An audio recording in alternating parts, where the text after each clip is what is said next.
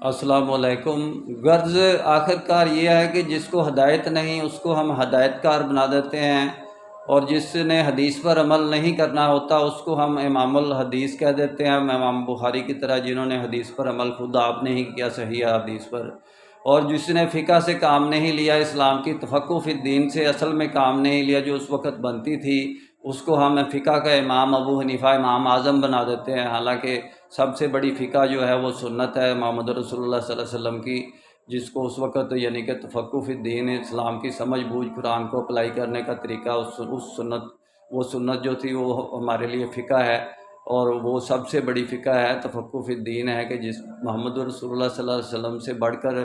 اور کون دین کے بارے میں صحیح سمجھ بوجھ رکھ سکتا ہے، دین تفقہ فی الدین رکھ سکتا ہے۔ لیکن بعد میں ہم نے مختلف اماموں کی فقہ پر عمل کیا، تو ایسے کر کے ہی عالم دین ہے، جیسے مولانا مودودی کا میں نے پچھلے لیکچر میں کیا کہ جو یعنی کہ لال بجھکڑ قسم کے عالم ہیں اور بنے بنائے دین کو سمجھتے ہیں جیب میں ڈال کر کے یہ دین ہے، اور اس کے بارے میں توجیحات کرتے ہیں۔ تو انہوں نے کیا کیا، زیرو کام کیا، زیرو رزلٹ نکلا۔ مولانا مودودی کوئی پوری دنیا میں کسی قسم کا انقلاب نہیں لا سکے سوائے لٹریچر کتابوں کی فروخت کرنے کے اور ایک جماعت بنانے کے،